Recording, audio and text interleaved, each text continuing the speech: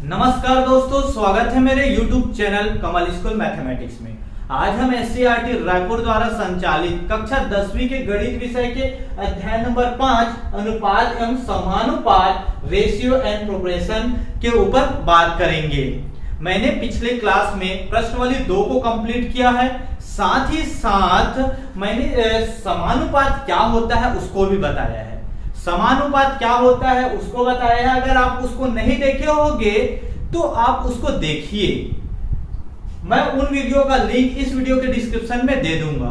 Total मैं इस अध्याय को अभी तक 3 पार्ट बनाया हूं, ठीक है। वो तीनों पार्ट को आप देख सकते हैं, क्योंकि उसमें अनुपात के बारे में भी बताया हूं मैं और समानुपात के बारे में भी बताया हूं। मैं उनका लिंक इस वीडियो के डिस्क्रिप्शन में दे दूंगा, आप वहां से आप उसको देख सकते हैं। अब प्रश्नावली 3 को बनाने के लिए हमको अनुक्रमानुपाती और व्युत्क्रमानुपाती विचरण के बारे में जानना आवश्यक है। इसके बिना प्रश्नावली 3 नहीं बनेगा। प्रश्नावली 3 को बनाने के लिए 2 चीजों की आवश्यकता होती है। एक तो समानुपात क्या होता है वो जानना आपको पड़ेगा, अनुपात क्या होता है वो जानना पड़ेगा। अनुपात और समानुपात के बारे में मैं बता चुका हूं। आज बताऊंगा कि अनुक्रमानुपाती और व्युत्क्रमानुपाती विचरण क्या होता है, ठीक है। इसको आप समझ जाओगे तो प्रश्नावली 3 कुछ भी नहीं है। प्रश्नावली 3 बहुत बहुत बहुत आसानी से हल हो जाएगा। आज का क्लास बहुत बहुत इंपॉर्टेंट है, ठीक है। इसी के बिना नहीं बनेगा। इसको अगर समझ गए तो आसानी से बन जाएगा।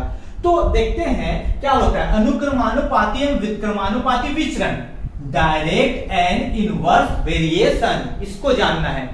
पहले तो ये देखते हैं कि विचरण क्या होता है। विचरण या अर्थात वेरिएशन क्या होता है। 2 संबंधित राशियों में से एक राशि का मान बदलने पर दूसरी राशि का मान बदलने को गणित में विचरण या वेरिएशन कहा जाता है। मतलब अगर कोई 2 राशि है संबंधित, एक दूसरे से संबंध रखते हैं, ठीक है, तो उसमें से अगर एक राशि का वैल्यू बदलेगा तो दूसरा भी बदलेगा, ठीक है। चाहे एक बढ़े तो दूसरा कम हो या ज्यादा हो, ठीक है, वो कहलाता है विचरण। मैं एग्जांपल देके समझाऊंगा तो आप लोग को आसानी समझ में आ जाएगा। जैसे गर्मी के दिन में आता है, बहुत गर्मी बढ़ता है तो तालाब है, तालाब का जल स्तर कम होता है कि बढ़ता है। दोनों एक दूसरे से संबंध है। गर्मी बढ़ेगा तो तालाब का जल स्तर क्या हो रहा है, कम हो रहा है। एक बढ़ रहा है तो दूसरा कम हो रहा है, अर्थात उसका मान बदल रहा है। एक का मान बदल रहा है, दूसरे का मान भी बदल रहा है, ठीक है। ये कहलाता है विचरण या वेरिएशन। दूसरा इसमें अनुक्रमानुपाती क्या होता है। अनुक्रमानुपाती विचरण क्या होता है इसको जानो। तो क्या होता है जब एक का मान, जब एक के बढ़ने से दूसरा बढ़े, या एक के घटने से दूसरा घटे, तो इस प्रकार के विचरण को क्या बोला जाता है, अनुक्रमानुपाती विचरण कहा जाता है। मतलब एक का वैल्यू अगर बढ़ रहा है तो दूसरे का भी वैल्यू बढ़ना चाहिए। अगर एक का वैल्यू बढ़ रहा है तो दूसरे का बढ़ेगा तो क्या कहलाएगा, अनुक्रमानुपाती। इसी प्रकार अगर एक का वैल्यू कम होगा तो दूसरे का भी अगर कम होता है तो वो क्या कहलाता है, अनुक्रमानुपाती। मतलब दोनों सेम होना चाहिए। अगर एक बढ़ रहा है तो दूसरा भी बढ़े, अगर एक कम हो रहा है तो दूसरा भी कम हो, वो कहलाता है अनुक्रमानुपाती विचरण। कुछ एग्जाम्पल उदाहरण से आप लोग को आसानी से समझ में आ जाएगा। उदाहरण क्या होता है, एक देखो, बहुत वर्षा हो रही, इस साल बहुत ज्यादा वर्षा हुई, ठीक है, बहुत ज्यादा वर्षा हो रही, पानी बहुत गिर रहा है। तो वर्षा की मात्रा बढ़ रहा है, बहुत वर्षा हो रही है, अधिक, तो वर्षा अधिक हो रहा है। तो आप देखोगे तालाब का जल स्तर है ना, तालाब में जो पानी रहता है उसका जल स्तर कैसा होता है, बढ़ेगा कि कम होगा, बढ़ेगा। अगर वर्षा अधिक हो रही है तो तालाब का जल स्तर भी अधिक होगा। तो ये क्या है, ये अनुक्रमानुपाती है। मतलब एक बढ़ रहा है तो दूसरा भी बढ़ रहा है। इसी में एक और उदाहरण ले सकते हो आप लोग कम का। अगर देखोगे वर्षा बहुत ही कम हो रही है, वर्षा ना के बराबर हो रही है, मतलब कम हो रही है, तो धान का पैदावार जो हम लोग फसल उगाते हैं उसका पैदावार बढ़ेगा कि कम होगा, कम होगा। तो जब वर्षा कम हो रही है तो फसल का पैदावार भी कम होगा। दोनों कम हो रहे हैं ना, दोनों सेम चीज रहेगा, तो क्या होता है, अनुक्रमानुपाती विचरण होता है। तो हमको ये पहचानना होगा, क्योंकि क्वेश्चन में ये नहीं बोलेगा कि ये अनुक्रमानुपाती है कि व्युत्क्रमानुपाती, दोनों के लिए फॉर्मूला है। अनुक्रमानुपाती के लिए भी फॉर्मूला बनाएंगे हम लोग और व्युत्क्रमानुपाती के लिए भी फॉर्मूला बनाएंगे, दोनों के लिए। तो आपको पहचानना पड़ेगा, दोनों का मतलब दो फॉर्मूले होंगे हमारे पास, अनुक्रमानुपाती का फॉर्मूला और व्युत्क्रमानुपाती का फॉर्मूला। दोनों फॉर्मूले को मतलब आएगा जब क्वेश्चन, तो आपको पहचानना पड़ेगा कि दोनों में से कौन सा फॉर्मूला लगेगा, तो अनुक्रमानुपाती का लगेगा कि व्युत्क्रमानुपाती का। तो आप कैसे पहचान सकते हो, जैसे मैं अभी बताया, अगर एक का मान बढ़ रहा है तो दूसरे का भी बढ़ेगा, अगर एक का कम हो रहा है तो दूसरे का भी कम होगा, तो क्या होगा, वो अनुक्रमानुपाती। अगर व्युत्क्रमानुपाती, इसको अनुक्रमानुपाती को पहले फॉर्मूला जनरेट कर लेते हैं, फिर व्युत्क्रमानुपाती को पढ़ाऊंगा, ठीक है। तो आप लोग को दोनों को कंपेयर करके समझ में आ जाएगा कि कैसे। आपको बस पहचानना पड़ेगा कि ये कौन अनुक्रमानुपाती है कि व्युत्क्रमानुपाती, परंतु इसको हल करना बहुत बहुत आसान है, आपको फॉर्मूला भी बनाना बहुत आसान है, आसानी से बन जाएगा। तो एक एग्जाम्पल, दो चर राशि लेता हूं, दो राशि लेता हूं x और y, ठीक है। ये दोनों चर राशि x y, ये अनुक्रमानुपाती में प्रोपोर्शनल टू, ठीक है, डायरेक्ट वेरिएशन के लिए ये वाला साइन रहेगा, ठीक है, दोनों। तो इसका मतलब क्या होता है, देखो, अगर x का मान, अगर दोनों कोई बटे के रूप में नहीं है, दोनों ऐसे है, तो इसको क्या, इसका आप समझोगे तो इसका गणितीय रूप में ये है, ठीक है। गणितीय रूप में हम इसको, ये तो शब्दों में लिखा है ना, एक का मान बढ़ रहा है तो दूसरे का मान बढ़ेगा, एक का मान घट रहा है दूसरे का मान भी घटेगा, ठीक है। परंतु गणितीय रूप में इस रूप में लिखा जाता है x अनुक्रमानुपाती y, अर्थात x प्रोपोर्शनल टू y, ठीक है। अगर x का मान बढ़ेगा तो y का मान बढ़ेगा, x का मान कम होगा तो y का मान कम होगा, अगर y का मान कम होगा तो x का मान भी कम होगा, अगर y का मान बढ़ेगा तो x का मान भी बढ़ेगा। अब इसको, इसी के थ्रू हम लोग क्या बनाते हैं, फॉर्मूला बनाते हैं इसको उपयोग करने के लिए, ठीक है। तो कैसे बनेगा, ये जब ये प्रोपोर्शनल टू का साइन को आप हटाओगे ना, तो उसके जगह क्या आता है, बराबर। बराबर लगाते हैं, इक्वल टू लगाते हैं, साथ में एक नियतांक कांस्टेंट वैल्यू को भी रखते हैं, इसकी जगह पे कांस्टेंट वैल्यू रख दिए k, मतलब इसको जब सॉल्व करेंगे, हटाएंगे, तो इसकी जगह पे बराबर और एक कांस्टेंट वैल्यू रखेंगे, कांस्टेंट का इसलिए k का बोल दिया मैं, y, ठीक है। अब यहां से आप k का वैल्यू निकालो, क्या हो जाएगा, x बटा y बराबर k, ये निकलेगा, ठीक है। अगर एक राशि हुआ, मतलब किसी एक के बारे में बोला गया, तो ये x बटा y और बराबर k आएगा, ये बना, ठीक है। अब यहां से हम लोग फॉर्मूला बनाने की कोशिश करते हैं अनुक्रमानुपाती का, ठीक है। मैं एक दो क्वेश्चन लेके भी बताऊंगा एग्जांपल के तौर पे, और कैसे सॉल्व किया जाता है अनुक्रमानुपाती विचरण को, उसको भी बताऊंगा। उसके बाद हम लोग प्रश्नावली 3 नेक्स्ट क्लास में पढ़ेंगे। पहले तो आप इसको समझना है ना, ये कैसे बनता है, इसको समझना है फॉर्मूला को, तभी प्रश्नावली 3 समझ में आएगा, वरना नहीं आएगा। अगर इसको समझ गया तो बहुत आसानी से प्रश्नावली 3 बन जाएगा। तो ये है, ठीक है। अब ये मैं 2x बटा y बराबर k आया यहां से, ठीक है। अब मैं इसको 2 ठोक लेता हूं, मतलब ये x1 2 में लेंगे तो x1 y1 हो जाएगा बराबर k, समीकरण 1 ले लिया, ठीक है। एक और ले लेते हैं इसी का, अनुक्रमानुपाती वैसे होगा, एक और दूसरे के लिए लेते हैं, तो क्या हो जाएगा, x2 बटा y2 बराबर k, ये समीकरण 2 हो गया, ठीक है। ये हो गया, यहां से एक बार एक ले लिया और एक बार 2, ठीक है, ये हो गया। अब ये देखो, इसका राइट हैंड साइड बराबर है, तो लेफ्ट हैंड साइड भी बराबर होगा, तो ये राइट हैंड साइड बराबर था, लेफ्ट हैंड साइड बराबर कर दो, x1 बटा y1 बराबर x2 बटा y2, ठीक है। ये हो गया ये फॉर्मूला। अगर इसको आप एक लाइन में लिखना चाहते हो तो x1 इंटू y2 कर सकते हो और x2 इंटू y1 कर सकते हो। इस फॉर्मूले का उपयोग करके हम लोग कक्षा 7वीं 8वीं में बनाते थे, ठीक है। इस अनुक्रमानुपाती का जब भी क्वेश्चन आता था तो आप x1 y1 और x1 बटे y1 और x2 बटे y2 करके किसमें बनाते थे, इसको हम लोग बनाते हैं 7वीं और 8वीं में, इस फॉर्मूले का उपयोग करके। आप 10वीं में भी इसी फॉर्मूले का उपयोग करके बना सकते हो, परंतु हम लोग क्या पढ़ रहे हैं, अनुपात एवं समानुपात, तो उसको हम लोग इसी फॉर्मूले को अनुपात और समानुपात के रूप में बदल देते हैं, ठीक है, इसी फॉर्मूले को, है ना। तो ये अनुपात में कैसे लिखोगे, देखो x1, ठीक है, ये बटा का मतलब मैं क्या बताया था, अनुपात, तो ये अनुपात हो गया, ठीक है। ये क्या हो गया, y1, x अनुपात y1 बराबर को क्या लिखते हैं हम लोग, समानुपात, ठीक है, ये लिखते हैं ना बराबर को। अब क्या हो जाएगा x2 अनुपात y2। ये फॉर्मूला बन गया अनुपात का, इसी को मैं अनुपात समानुपात में बदल दिया। देखो आप ये फॉर्मूले का ही उपयोग करेंगे, परंतु आप पहले इसको हम लोग 10वीं में हैं और 10वीं में अनुपात एवं समानुपात का क्वेश्चन आया है, तो हम लोग इसको बता देते हैं कि ये अनुपात से और समानुपात का ही क्वेश्चन है, इसलिए हम इस रूप में बदल दिए। ठीक है, आप इस फॉर्मूले का उपयोग करो या इस फॉर्मूले का उपयोग करो, दोनों एक ही बात है। ठीक है, तो आप दोनों में इसको ये फॉर्मूले का उपयोग कर सकते हो। अनुक्रमानुपाती का जब क्वेश्चन आएगा तो आप इस फॉर्मूले का उपयोग करके बना देना। कैसे? x1 अनुपात y1 समानुपात x2 अनुपात y2। अब ये कैसे बनेगा, एक क्वेश्चन देख के बताता हूं मैं। इसका दो क्वेश्चन ले लेता हूं, दो क्वेश्चन को सॉल्व करूंगा तो आप लोगों को ये समझ में आ जाएगा। फिर हम लोग व्युत्क्रमानुपाती को पढ़ूंगा, बताऊंगा व्युत्क्रमानुपाती का भी मैं फॉर्मूला बताऊंगा। दोनों फॉर्मूले थोड़ा सा अलग है, बाकी बनेगा वैसा ही। आपको समझना पड़ेगा कि अनुक्रमानुपाती है कि व्युत्क्रमानुपाती है। उसके बाद हम लोग प्रश्नावली 3 की ओर जाएंगे, परंतु ये जानना, अगर ये जानोगे तभी बनेगा प्रश्नावली 3। इसलिए मैं बार बार बोल रहा हूं कि इसको अच्छे से समझो और बहुत आसान है। ठीक है, इसमें अनुक्रमानुपाती वाले में एक उदाहरण लेता हूं, एक एग्जांपल लेता हूं। ठीक है, हमको ये नहीं पता है कि अब ये अनुक्रमानुपाती से सॉल्व होगा कि व्युत्क्रमानुपाती से। ठीक है, तो पहले ये पता लगाएंगे कि किससे सॉल्व होगा। ठीक है, इसको हल करने के लिए क्या करेंगे, सबसे पहले देखो ये प्रश्न क्या है। यदि 3 किलोग्राम गेहूं का मूल्य 36 रुपए है तो 18 किलोग्राम गेहूं का मूल्य क्या ज्ञात कीजिए। इस टाइप का क्वेश्चन मतलब हमारे दैनिक जीवन में बहुत उपयोग किया जाते हैं। ठीक है, बहुत आता है दैनिक जीवन में या इस टाइप का क्वेश्चन। ये तो बहुत इजी वाला क्वेश्चन लिया हो, इसमें थोड़ा सा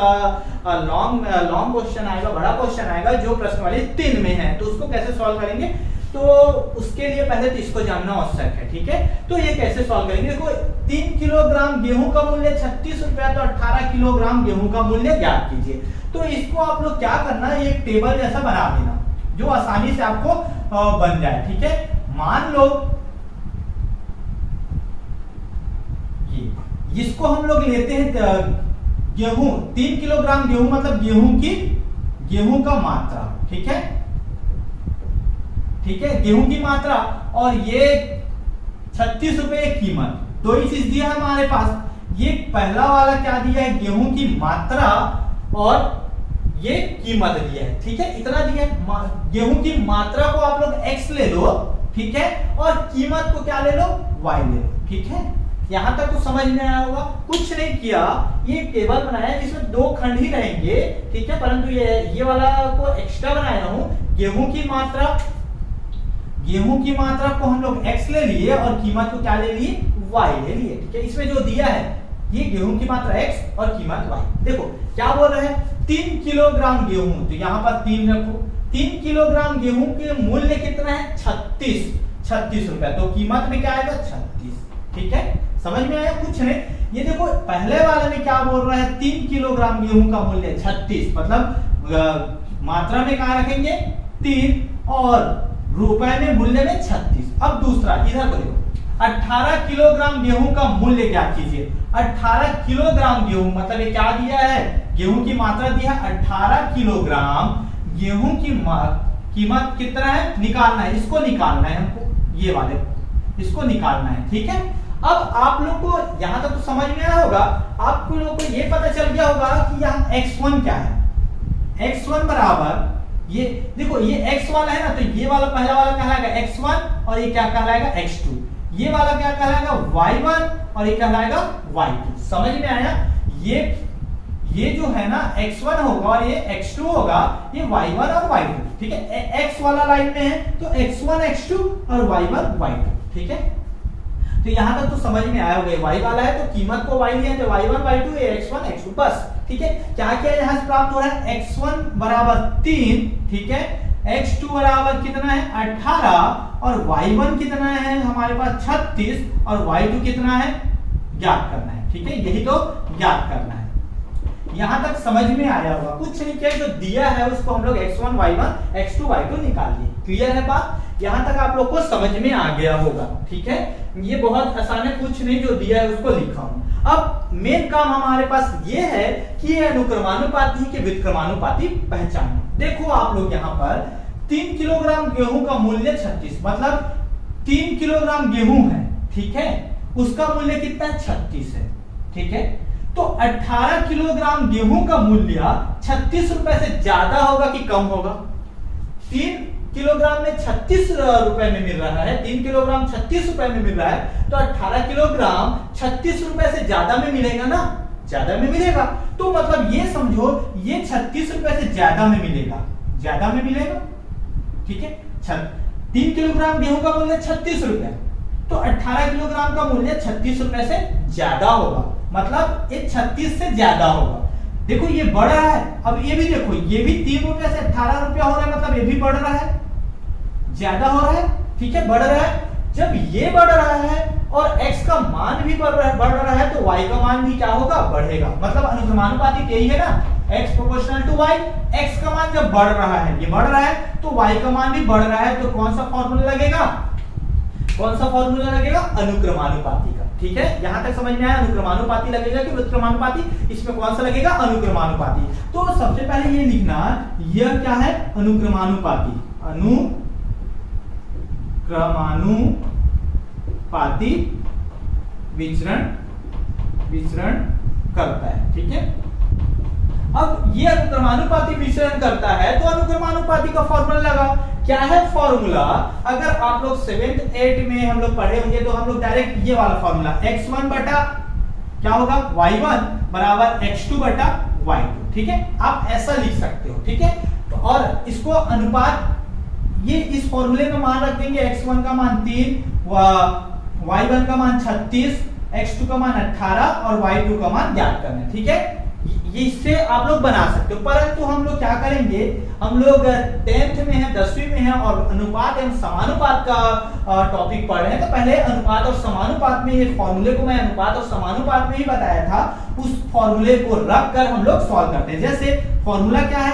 x1 अनुपात y1 समानुपात x2 अनुपात y2। देखो फॉर्मूले को याद करना बहुत बहुत आसान है। अगर फॉर्मूला याद नहीं आ रहा होगा तो आप लोग x प्रोपोर्शनल टू y करके निकाल सकते हैं, जैसा कि मैं अभी अभी बताया हूं, ठीक है। परंतु अगर फॉर्मूला अगर याद नहीं है तो आप लोग क्या कर सकते हो? याद इसको निकाल सकते हो, और याद है तो अच्छी बात। और याद करना कैसा है मैं बता रहा हूं। देखो ये अनुपात में है तो अनुक्रमानुपाती में 1-1 दोनों एक तरफ आएगा, ठीक है, और 2-2 दोनों एक तरफ आएगा, बस यही तो है। 1-1 एक तरफ आएगा, x और y1 का 1-1 एक तरफ आएगा और 2-2 एक तरफ आएगा, ये फॉर्मूला बन गया, याद हो गया, ठीक है। अब मान रख देते हैं, x1 का मान कितना है? अब इसको आप लोग चाहोगे ना तो पहले बटे के रूप में बदल सकते हो, जैसे इसके ऊपर में पहले बताया, आप इसको बटे के रूप में बदल सकते हो। x1 बटा y1 बराबर x2 बटा y2, या तो मान रखने के बाद बदल देना, तो चलो मान रखने के बाद बदलते हैं। x1 का मान कितना है? 3 अनुपात y1 का मान कितना है? 36 समानुपात x2 का मान कितना है? 18 और y2 का मान क्या है? इसको ज्ञात करना है, तो y2 ही लिख देते हैं, ठीक है। समझ में आया? अब इसको कैसे सॉल्व करते हैं? देखो सॉल्व करने का 2 तरीका बताया हूं, ठीक है। एक तो डायरेक्ट आप सॉल्व कर सकते हो, ठीक है, और दूसरा तरीका क्या है? बटे के रूप में। देखो ये जब अनुपात वाला पढ़ेंगे, अनुपात वाले का मैं डायरेक्ट फॉर्मूला क्या बताया था? डायरेक्ट कि हम लोग अनुपात और समानुपात, जब मैं जिस दिन समानुपात पढ़ाया, मतलब पिछली क्लास में समानुपात पढ़ाया पार्ट 2 में, तो मैं इसको सॉल्व करना बताया। कैसे बताया? आउटर आउटर का गुणा कर दो, मतलब 3 गुणा y2, आउटर आउटर बाहर बाहर, इधर समानुपात से बाहर में कौन है? 3, समानुपात से बाहर में क्या है? y2, तो 3 और y2 का गुणा किए, समानुपात की जगह पे क्या आएगा? बराबर आएगा, ठीक है।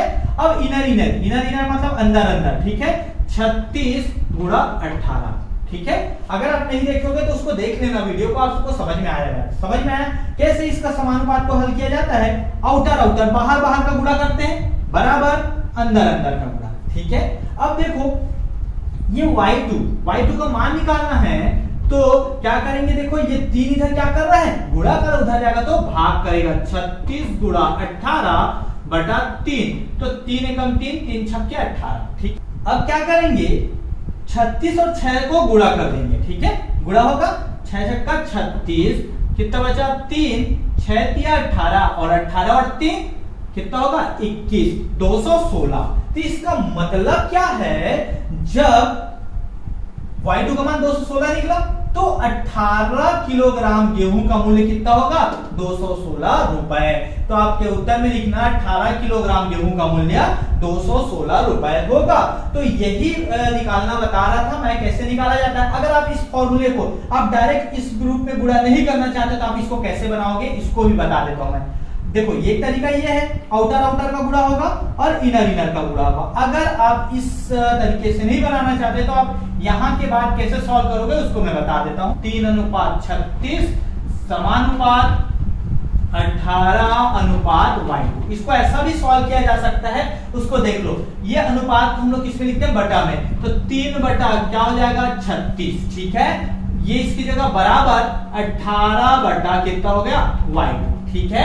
अब y2 का मान निकालना है तो पहले तो सबसे पहले इस स्टेप में क्रॉस मल्टीप्लिकेशन होता है, क्रॉस गुणा होता है। तो y2 का गुणा इधर होगा 3 गुणा y2, ठीक है। और 36 का गुणा उधर होगा 18 गुणा 36। देखो यही लाइन आ गया कि नहीं आ गया, ये वाला लाइन आ गया ना। तो आप लोग डायरेक्ट, हम लोग इस तरीके से बनाते हैं तो एक स्टेप एक्स्ट्रा लेते हैं, ठीक है। इस एक स्टेप को ना लिख के हम लोग डायरेक्ट लिख देते हैं। तो डायरेक्ट कैसे लिखा जाता है, आउटर आउटर का गुणा करते हैं और इनर इनर का गुणा करते हैं, ठीक है। अगर आप लोग को आउटर आउटर का गुणा और इनर इनर का गुणा करने में कंफ्यूजन लगता होगा तो आप इस रूप में लिख के बनाओ। कैसे, इसको 3 बटा 36 कर दो, मतलब बटे के रूप में, ये बराबर होगा और ये बटे के रूप में होगा, ठीक है। इस रूप में किए, अब उसके बाद क्या करना है, त्रियक गुणा, क्रॉस मल्टीप्लिकेशन, इसका गुणा इधर, इसका गुणा इधर, तो ये ऐसा निकल जाएगा, ठीक है। तो समझ में आया होगा, ठीक है। ये इसको हल करना आएगा, इस तरह से हल करना है। 3 गुणा है, 3 उधर जाके भाग करेगा तो वही 216 आएगा। तो आप डायरेक्ट भी हल कर सकते हो इसको, या तो बटे के रूप में लिखकर भी हल कर सकते हो। अगर बटे के रूप में लिखकर हल करोगे तो एक लाइन एक्स्ट्रा पड़ेगा आपको और कुछ नहीं, ठीक है। बाकी तो बनेगा वैसे ही बनेगा। तो अगर आप लोगों को इसमें कंफ्यूजन लग रहा होगा तो इसको बटे के रूप में ही लिखकर हल किया करो, तो आपको कभी भी गलती नहीं होगा, ठीक है। अब आगे बढ़ते हैं। अनुक्रमानुपाती के बाद व्युत्क्रमानुपाती क्या होता है। व्युत्क्रमानुपाती क्या होता है, पहले तो अनुक्रमानुपाती को एक बार और देखते हैं। अनुक्रमानुपाती क्या होता है, जब एक का मान बढ़ता है तो दूसरे का मान बढ़ेगा। अगर एक का मान कम होता है तो दूसरे का मान भी कम होगा, वो अनुक्रमानुपाती विचरण होता है। व्युत्क्रमानुपाती जस्ट उल्टा, ठीक है। जब एक का मान बढ़ेगा तो दूसरे का मान क्या हो जाएगा, कम होगा, ठीक है। अगर एक का मान कम होगा तो दूसरे का मान क्या होता है, बढ़ता है, मतलब ऑपोजिट। एक का मान कम होता है तो दूसरे का मान बढ़ता है, अगर दूसरे का मान बढ़ता है तो पहले का मान क्या हो जाता है, कम हो जाता है, ऑपोजिट है, ठीक है। एक बढ़ेगा तो दूसरा घटेगा, अगर एक घटेगा तो दूसरा बढ़ेगा, बस इतना है। तो वो कहलाता है व्युत्क्रमानुपाती विचरण। जब एक के बढ़ने से दूसरे का मान कम हो या एक के कम होने से दूसरे का मान बढ़े तो इस प्रकार के विचरण को हम व्युत्क्रमानुपाती विचरण कहते हैं, ठीक है। तो व्युत्क्रमानुपाती विचरण का भी एक फॉर्मूला बनाते हैं। इसको गणितीय रूप में कैसे लिखा जाता है, x ये कहलाएगा इनवर्स प्रोपोर्शनल टू a1/y। मतलब देखो साइन तो वही है परंतु ये बटे के रूप में है, मतलब उल्टा, ठीक है। तो इनवर्स प्रोपोर्शनल टू अर्थात इनवर्स वेरिएशन कहलाता है ये, ठीक है। ये तो इसका मतलब एक अंश के रूप में ये ऐसा है और एक बटे के रूप में है, तो ये दोनों एक दूसरे के उल्टा है। मतलब x का मान जब भी बढ़ेगा तो y का मान क्या होगा, कम होगा। अगर x का मान कम होगा तो y का मान क्या होगा, बढ़ेगा। अगर y का मान कम होगा तो x का मान बढ़ेगा, अगर y का मान बढ़ेगा तो x का मान कम होगा, ठीक है। ये उल्टा होगा, एक बढ़े, बस इतना जानो, एक बढ़ेगा तो दूसरा घटेगा या एक घटेगा दूसरा बढ़ेगा, बस उल्टा एक दूसरे का। अब इसके लिए भी फॉर्मूला बनाते हैं हम लोग। x इसको हटाएंगे प्रोपोर्शनल टू वाले को, इनवर्स प्रोपोर्शनल टू को, तो क्या आएगा, इसकी जगह पे क्या आएगा, बराबर। बराबर के बाद क्या आता है, साथ में बराबर के साथ एक आता है कांस्टेंट, नियतांक। इसको k एक नियतांक है जो हर जगह उसका मान वही, नियतांक या कांस्टेंट का मतलब होता है हर जगह पे उसका मान वही रहता है, कभी नहीं बदलता, ठीक है। और क्या हो गया, इंटू 1/y, ठीक है। तो k का मान निकालेंगे, y इधर क्या कर रहा है, भाग कर इधर आएगा तो गुणा होगा, x y बराबर k, ठीक है। ये हो गया। अब यहां से हम लोग फॉर्मूला कैसे बनाए थे, इसको दो भाग लिए थे, x1 y1 बराबर k ठीक है, इसको समीकरण 1 कर दिए और दूसरा क्या कर दिए, x2 y2 बराबर k। पिछले में हम लोग अनुक्रमानुपाती का फॉर्मूला बनाए थे, सेम टू सेम वैसा ही। ठीक है, अब ये क्या हो जाएगा, दोनों राइट हैंड साइड बराबर है तो लेफ्ट हैंड साइड को भी बराबर करेंगे समीकरण 1 और 2 से, समीकरण 1 और 2 से, समीकरण 1 व 2 से। ठीक है, तो x1, ठीक है, x1 ये क्या हो जाएगा y1 बराबर x2 ये हो गया y2। ठीक है, अब क्या करेंगे, देखो ये तो फॉर्मूले से अगर आप इस फॉर्मूले को डायरेक्ट करके भी बना सकते हो, ठीक है, परंतु इसको हम लोग अनुपात और समानुपात वाला फॉर्मूला बनाना चाहते हैं तो क्या हो जाएगा, देखो जो x वाले हैं ना उसको इधर ले आते हैं, y वाले को उधर ले जाते हैं, क्या हो जाएगा, देखो x1 गुणा है इधर आकर क्या हो जाएगा y2, x1 बटा x2, इधर क्या हो जाएगा y2 बटा y1, यही होगा फॉर्मूला। ठीक है, ये क्या हो जाएगा इसका फॉर्मूला, x1 बटा x2 और y2 बटा y1 होगा। ठीक है, अब इसको हम लोग क्या करते हैं, इसको अनुपात और समानुपात के रूप में बदलते हैं। कैसे आएगा, देखो x1 अनुपात x2, इसको ऐसा लिख सकते हैं बराबर y2, ये बराबर को हम लोग समानुपात कर देते हैं। ठीक है, y2 अनुपात क्या हो गया y1, एक फॉर्मूला ये हो गया। ठीक है, ये किस कब काम आएगा, जब व्युत्क्रमानुपाती रहेगा ना तब ये वाला फॉर्मूला काम आएगा, व्युत्क्रमानुपाती रहेगा तो ये वाला फॉर्मूला काम आएगा। अनुक्रमानुपाती का फॉर्मूला क्या था, अब दोनों को मैं कंपेयर करके बताता हूं, दो अनुक्रमानुपाती फॉर्मूला x1 अनुपात y1 समानुपात x2 अनुपात y2, यही फॉर्मूला था ना, x1 अनुपात y1 समानुपात x2 अनुपात y2, मतलब उसमें क्या था, x1 और y1 एक तरफ था और x2 और y2 एक तरफ था, और इसमें क्या खास बात था, x1 वाला पहले था, x2 वाला पहले था। ठीक है, दोनों में y1 वाला नीचे बटे में था। ठीक है, और इसमें क्या होता है, x1 और x2 एक तरफ है, x1 अनुपात x2। ठीक है, और क्या है इसमें देखो, इसमें 1 और 2, 1 2 x वाला टर्म्स एक तरफ, इसमें क्या था 1 1 मतलब x और y वाला एक तरफ था, और x वाला और y वाला एक तरफ, मतलब 1 1 वाला एक तरफ और 2 2 वाला, इसमें 1 2 रहेगा और 2 1 रहेगा, मतलब x वाले में x1 बटा x2 समानुपात y वाले में y2 ऊपर आ जाएगा, y2 अनुपात y1, इसको बस ध्यान दीजिएगा। ठीक है, और इस फॉर्मूले से उसके बाद बन जाएगा, आप लोग से ज्यादा है तो आप ये याद नहीं होगा तो आप लोग तो निकाल ही सकते हैं। ठीक है, निकालना भी बहुत आसान है फॉर्मूला बनाना।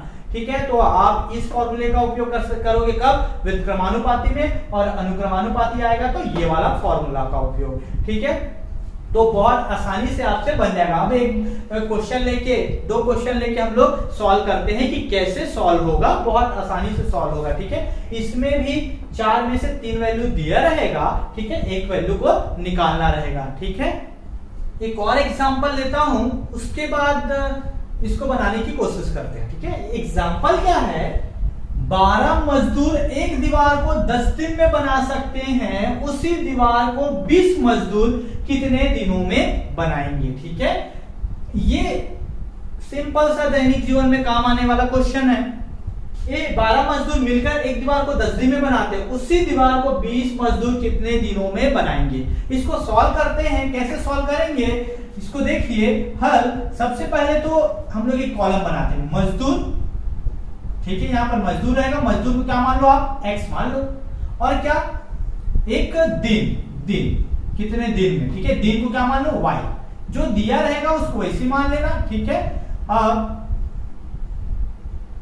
पहले तो इसको एक दिया है। ठीक है, आप इसको इस रूप में लिख दोगे तो बहुत आसानी से सॉल्व होता है। ठीक है, ये हो गया। ठीक है, अब बोल रहे हैं 12 मजदूर, 12 आएगा यहाँ पर x की जगह पे, और 10 दिन में बना सकते हैं, y दिन में 10 आएगा। ठीक है, उसके बाद उसी दीवार को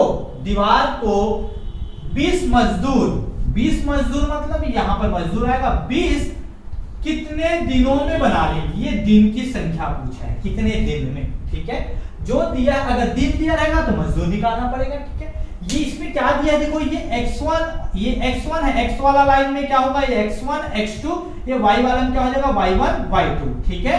तो आप लोग ये यहां पर जो जो दिया है उसको लिख देते हैं। x1 कितना होगा, ये 12, x2 कितना है 20, ठीक है, y1 कितना है 10 और y2 कितना है, ज्ञात करना है इसको,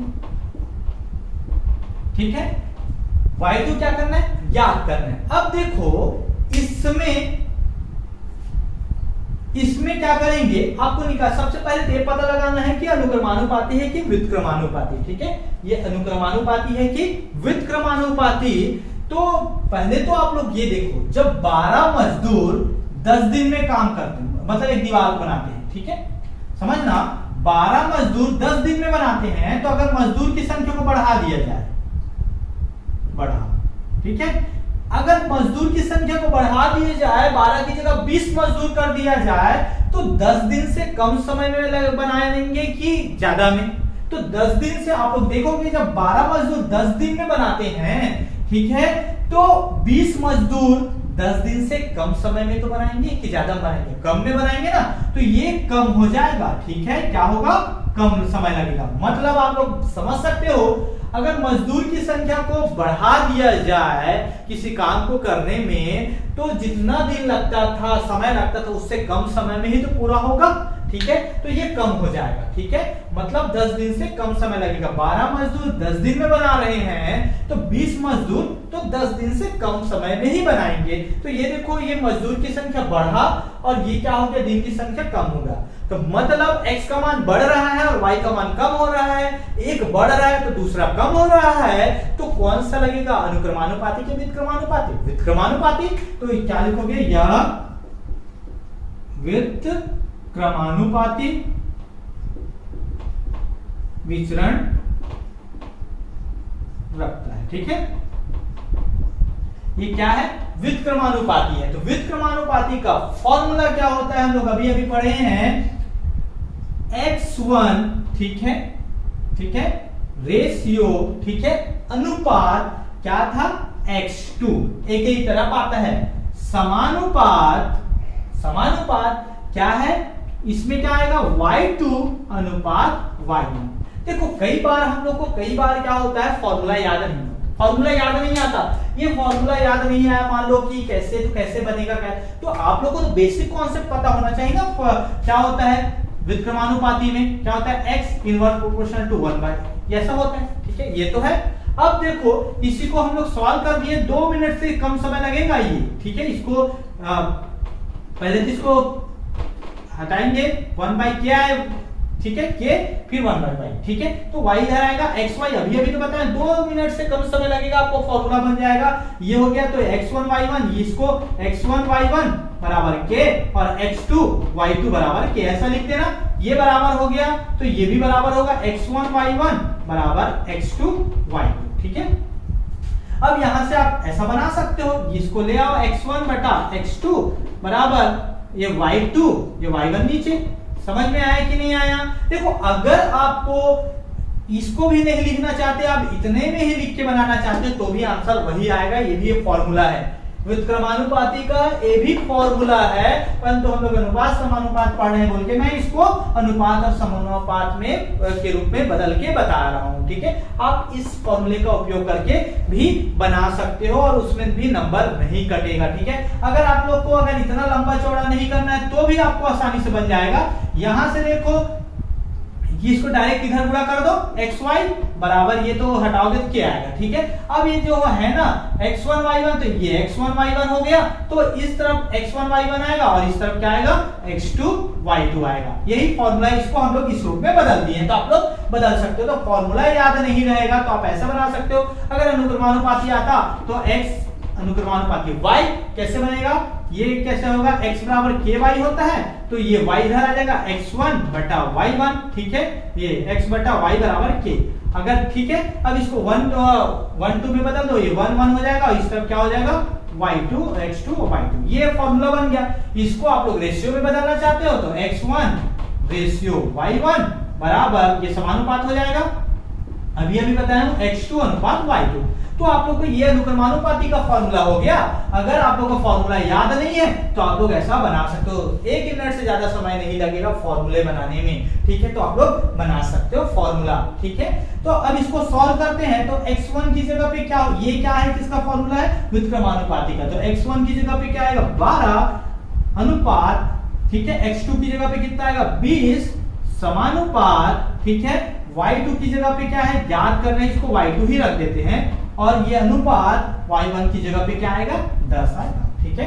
यहां से अगर कई बार यहां पर y1 का x2 का मान पूछा रहता है, y2 का मान दिया रहता है, तो चारों में से कोई 3 वैल्यू आपको दिए रहेंगे और एक वैल्यू नहीं दिया रहेगा, आप लोग वहां से निकाल सकते हो। जो दिया है उसको लिखना, ठीक है। मजदूर यहां पर दिया था इसलिए मजदूर की जगह लिखा। अगर ऐसा पूछता दीवार को 7 दिनों में, दिन का मान दिया रहता और कितने मजदूर लगेंगे, तो मजदूर की जगह पे डैश, ठीक है, और यहाँ पे उसका वैल्यू दिया रहेगा। फॉर्मूला तो वही रहेगा, ये x1 रहेगा और ये क्या है x2 रहेगा, वो इस फॉर्मूले से बन जाएगा। अब इसको अगर आप लोग डायरेक्ट फॉर्मूला का उपयोग करना चाहोगे कैसे होगा, 12 और 10 का गुणा होगा बराबर 20 और y का गुणा होगा डायरेक्ट, ठीक है। परंतु अगर डायरेक्ट नहीं करना चाहते, आप लोगों को डायरेक्ट करने में कंफ्यूजन लगता है, तो आप ऐसे बना लो 12 बटा ये अनुपात की जगह 20 बटा, ठीक है, 20 समानुपात की जगह बराबर ये y2 बटा क्या है 10, ठीक है।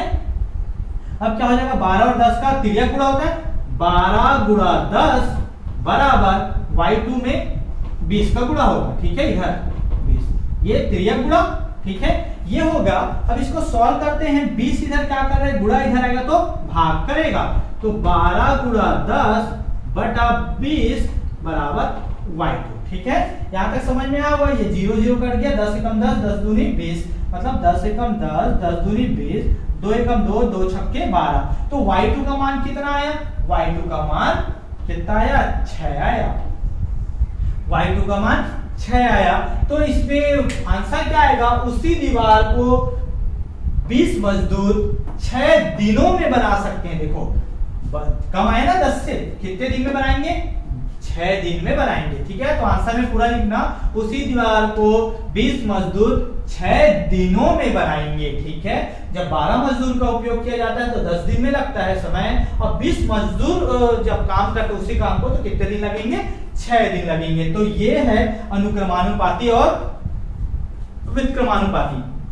आपको पहचानना आना चाहिए कि अनुक्रमानुपाती है कि व्युत्क्रमानुपाती। अगर एक बढ़ेगा तो दूसरा भी बढ़ेगा, अगर एक कम होगा तो दूसरा भी कम होगा, तो क्या होगा, वो अनुक्रमानुपाती होगा, ठीक है। अगर एक बढ़ेगा दूसरा कम होगा और दूसरा बढ़ेगा, अगर दूसरा कम होगा तो पहला बढ़ेगा, या तो आप ये समझ सकते हो एक बढ़ेगा तो एक कम होगा, ठीक है, ऑपोजिट, तो क्या होगा व्युत्क्रमानुपाती। और अनुक्रमानुपाती के लिए मैं फॉर्मूला बताया और व्युत्क्रमानुपाती के लिए फॉर्मूला बताया। दोनों फॉर्मूले का उपयोग करके, दोनों में से एक फॉर्मूले का उपयोग करना पड़ेगा, कब आपके ऊपर है। इसको पहले तो पहचानना पड़ेगा कि अनुक्रमानुपाती है कि व्युत्क्रमानुपाती। ये तो मैं कुछ क्वेश्चन लेकर बताया, परंतु हम लोग जब 10वीं का प्रश्नावली 3 पढ़ेंगे ना, तो उसमें बहुत सारे क्वेश्चन इस टाइप का क्वेश्चन आएंगे, इससे बड़ा बड़ा क्वेश्चन, ठीक है। तो ये बेसिक था, ये बहुत छोटा छोटा क्वेश्चन था, इसलिए बताया कि आप ये समझे रहोगे तभी वो बनेगा, इसलिए मैं इस क्लास को बताया हूं, ठीक है। अगर आप लोग को ये समझ में नहीं आया होगा तो थोड़ा मुश्किल है बनना, ठीक है, इसके बिना नहीं, ठीक है। इसलिए इसको अच्छे से पढ़ो, इसको अच्छे से समझो, फिर मैं नेक्स्ट क्लास में प्रश्नावली 3 बताऊंगा, तो आप लोग को ये आसानी से समझ में आ जाएगा प्रश्नावली 3, ठीक है। तो उम्मीद करता हूं कि ये आप लोग को समझ में आया होगा, अनुक्रमानुपाती क्या होता है, व्युत्क्रमानुपाती क्या होता है, उसका उदाहरण देके मैं समझाया हूं। तो मुझे लगता है कि आप लोग को समझ में आया होगा, उम्मीद है मुझे, ठीक है। अगर समझ में आया होगा तो मेरे चैनल को लाइक कीजिए, शेयर कीजिए अपने दोस्तों तक, ताकि उन तक भी ये पहुंच सके और उनको भी इसका लाभ मिल सके। साथ ही साथ अगर मेरे चैनल में अभी नए हैं और अभी तक सब्सक्राइब नहीं किए हैं तो सब्सक्राइब कर दीजिए और बेल आइकन को दबा दीजिए, ताकि जब भी मैं वीडियो बना के अपलोड करूं ना, तो सबसे पहले आप लोग तक पहुंच सके।